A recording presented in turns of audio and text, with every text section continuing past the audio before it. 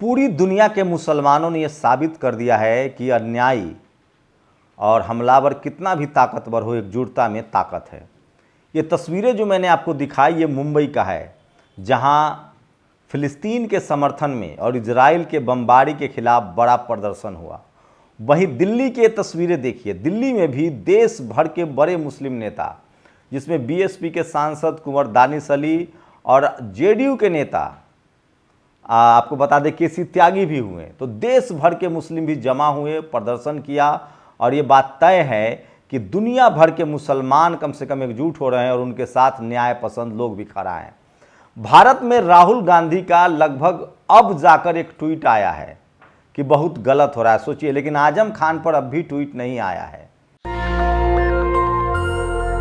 नमस्कार, मैं शंभू कुमार सिंह और आप देख रहे हैं नेशनल दस्तक। पूरी दुनिया के मुसलमान इजराइल के इस हमला के खिलाफ एकजुट हो रहे हैं, लेकिन सोचिए भारतीय मीडिया की क्या भूमिका है। हम सब जानते हैं भारत के जितने पत्रकार हैं वो सब के सब सिर्फ और सिर्फ इजराइल से रिपोर्टिंग कर रहे हैं। वहीं एक टीवी 9 का पत्रकार है मनीष नाम का, जो वेस्ट बैंक गया है। इजराइल के उस हिस्से में सारे पत्रकार हैं जहां सेफ है। एक पत्रकार जो फिलिस्तीन गया वो भी वेस्ट बैंक की तरफ गया है और वहां के फिलिस्तीनी ने उसे अंगूर खाने के लिए दिया, वो खुद मनीष कह रहा है। तो सोचिए, लेकिन एक भी भारतीय पत्रकार जो है वो अब तक गाजा पट्टी नहीं गया है, जहां इजराइल का दहशत है, गुंडागर्दी है, बम गिरा रही है, बच्चे मर रहे हैं, बुजुर्ग मर रहे हैं और 10 से 15 लाख फिलिस्तीनियों को बेघर कर दिया गया है। लेकिन दुनिया भर के मुसलमान अब एक साथ खड़े होने लगे और सबसे बड़ी बात है कि मिडिल ईस्ट के मुसलमान जो हैं, जो मिडिल ईस्ट जो मुस्लिम कंट्री है, वो भी एकजुट हो रहा है। लेकिन सोचिए भारत में क्या हुआ। भारत में संघी लोगों ने, सरकार के समर्थकों ने, जो राइट विंग के लोग हैं, जो बीजेपी आरएसएस के समर्थक हैं, उन्होंने शुरू से ही इजराइल के पक्ष में जन समर्थन करना शुरू कर दिया। जबकि अब भारत के प्रधानमंत्री ने खुद फिलिस्तीन से हमदर्दी जताई है और मदद की बात कही है।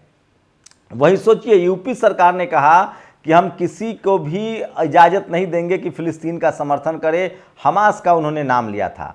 लेकिन अब धीरे धीरे लोग भारत में भी घरों से निकलने लगे हैं। जुमे के नमाज के बाद सोचिए, दिल्ली के सबसे बड़े जामा मस्जिद में भी लोगों ने फिलिस्तीन के लिए दुआ मांगी। और सोचिए, ट्रूडो को सरेआम मुस्लिम समाज ने बायकॉट किया और मस्जिद गए थे ट्रूडो, वहाँ उन्होंने खिंचाई कर दी। यही नहीं, सोचिए अमेरिका, जो बाइडेन जाके इजराइल जा चुके हैं, उनका विरोध प्रदर्शन हुआ। व्हाइट हाउस के खिलाफ विरोध प्रदर्शन हुआ। खुद अमेरिकन लोग जो बाइडेन का विरोध कर रहे हैं, ऋषि सुनक गए इजराइल, उनका इंग्लैंड में विरोध हो रहा है। तो दुनिया का शायद ही कोई ऐसा देश है जहां इजराइल के पक्ष में विरोध प्रदर्शन नहीं चल रहा है। और सोचिए इजराइल की अमानवीयता, पिछले 7 दिनों से ट्रक रुके हुए हैं, खाना नहीं पहुंचाया जा रहा है। तस्वीरें देखिए, ये सब बच्चों को पानी नहीं मिल रहा है, नल में पानी नहीं आ रहा है, पानी काट दिया गया है, बिजली नहीं है, पानी नहीं है, खाना नहीं है। मतलब ये युद्ध है। दुनिया भर में युद्ध होते हैं, लेकिन युद्ध का एक नियम है। अभी रूस और यूक्रेन भी युद्ध लड़ रहा है। क्या वहां सिविलियन को मारा जा रहा है, पानी काटे जा रहे हैं? इजराइल ने अपनी सारी हदें पार कर दी है और पूरा का पूरा जो इजराइल नया खुलासा हुआ है कि नेतन्याहू जो है वो पहले से ही उनकी सत्ता जाने वाली थी, उससे भी जोड़कर देखा जा रहा है। और नेतन्याहू के खिलाफ भी विरोध प्रदर्शन तेल अवीव में हुआ है। तो सोचिए, लेकिन वहीं इजराइल ने अब मीडिया पर नकेल कसना शुरू कर दिया है।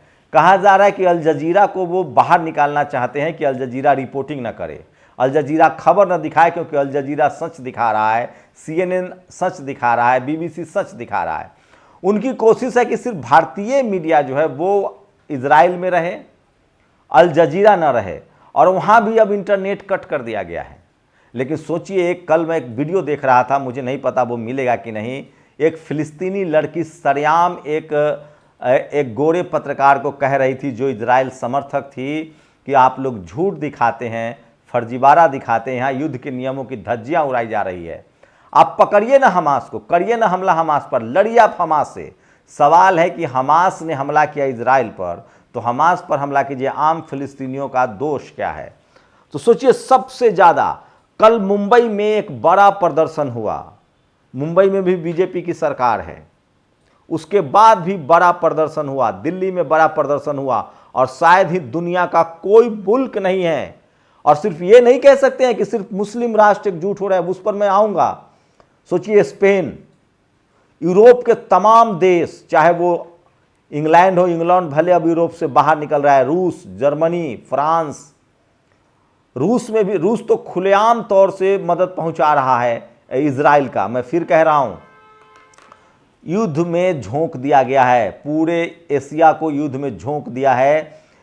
रूस पहले से ही युद्ध लड़ रहा था यूक्रेन से, अब अमेरिका की ये इस कारगुजारी ने सोचिए किस तरह से एशिया में युद्ध झोंक दिया है।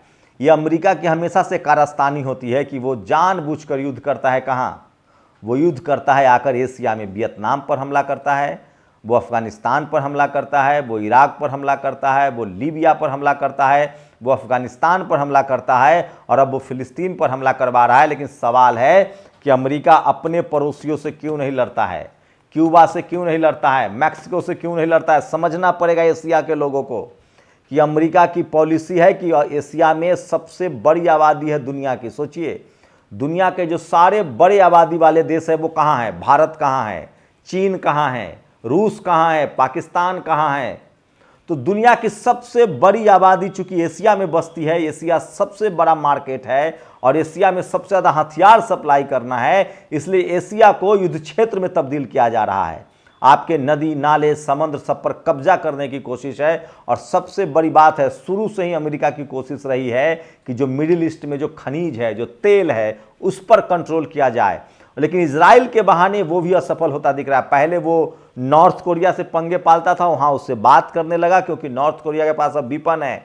ईरान से लंबे समय तक अमेरिका का कॉन्फ्लिक्ट चला है। लेकिन मैं फिर कह रहा हूँ, इजराइल ने दोस्त को दोस्त और दुश्मन को दुश्मन दो टुकड़ों में बांट दिया है।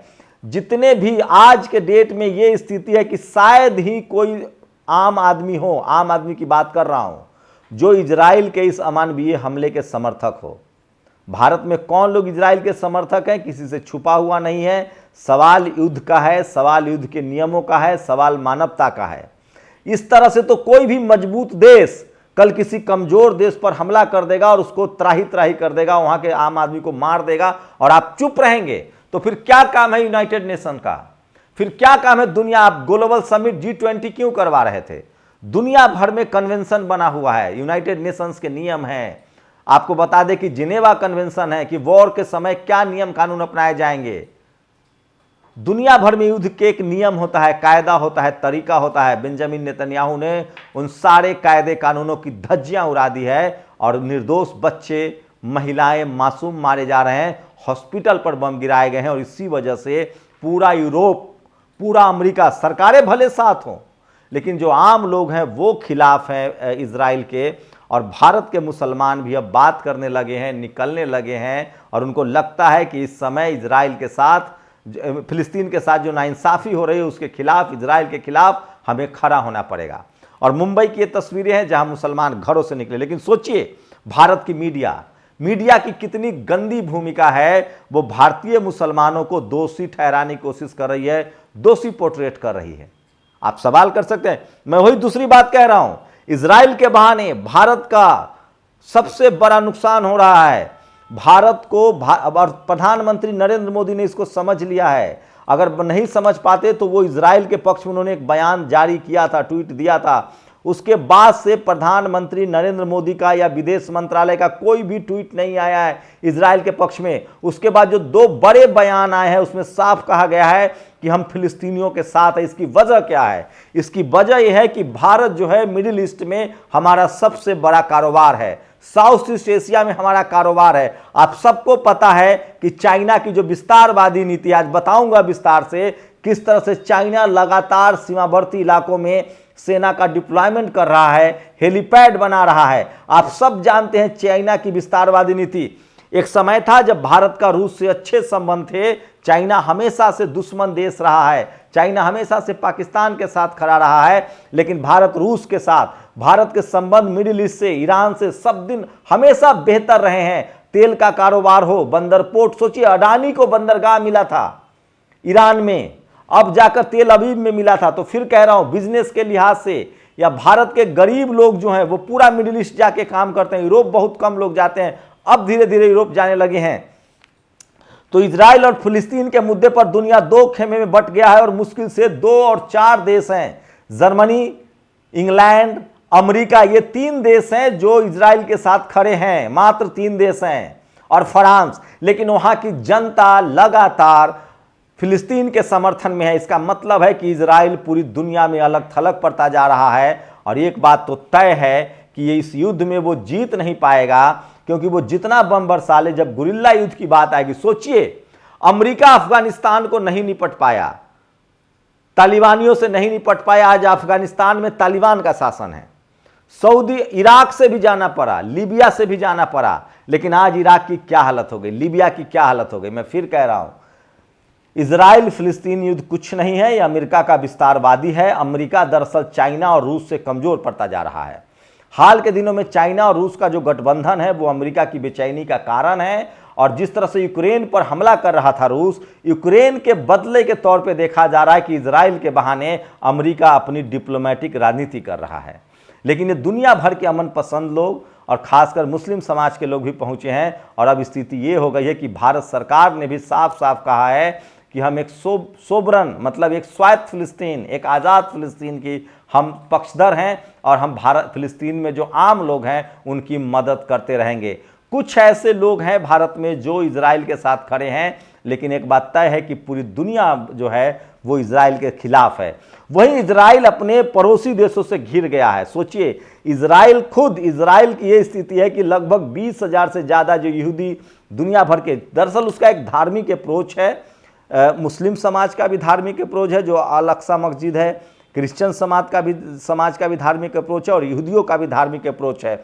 दुनिया भर के यहूदी जो हैं वो आते थे इजराइल, क्योंकि उनके लिए वो पवित्र जगह था और वो बसना चाहते थे। अब इजरायली वहाँ बसना नहीं चाहते, उनको लगता है कि वो चारों तरफ से घिर गए हैं, चाहे वो सीरिया हो, चाहे वो मिस्र हो, चाहे वो लेबनान हो, चाहे वो तुर्की हो, इन तमाम देशों से इजराइल चारों तरफ से घिर गया है और इजराइल अब पंगे पाल के सर्वाइव नहीं कर सकता है।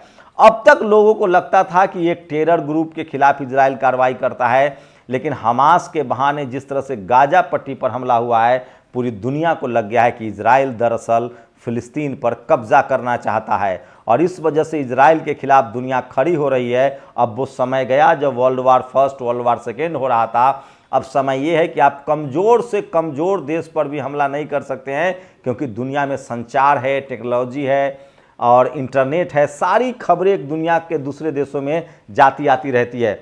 भारतीय मीडिया की लाख कोशिश है कि फिलिस्तीन पर जो अत्याचार हो रहा है, फिलिस्तीन में जो मासूम मारे जा रहे हैं, महिलाओं के साथ जो हो रहा है, बच्चे, ये सब तस्वीरें हम नहीं दिखा सकते हैं क्योंकि ये बिल्कुल ही विचलित कर सकता है आपको। लेकिन सोचिए, इंडियन मीडिया को ये गलतफहमी है कि ये सारी खबरें नहीं आ रही है। उसको नहीं पता है कि भारतीय मीडिया को और लोगों ने देखना सुनने से इनकार कर दिया है। मैं फिर कह रहा हूँ, आज के समय में ये हालात है कि यूरोप के जितने लोग, जितने देश, इजराइल के समर्थन में जितने देश हैं, उससे ज़्यादा उनके नागरिक फिलिस्तीन के साथ हैं। तो फिलिस्तीन के साथ पूरी दुनिया के लोग खड़े हैं और भारत में भी धरना प्रदर्शन शुरू हो गया है। लोग सॉलिडारिटी दिखा रहे हैं। सवाल है कि आखिर किसी ऐसे मुल्क पर हमला करना कहाँ तक जायज़ है, क्योंकि उसके पास हथियार नहीं है। और आतंकवाद के नाम पर क्या आप पूरे मुल्क को मिटा देंगे? जो अमेरिका नहीं कर पाया तालिबान के साथ और अफ़गानिस्तान में नहीं लड़ पाया, क्या लगता है इजराइल फिलिस्तीन से निपट पाएगा?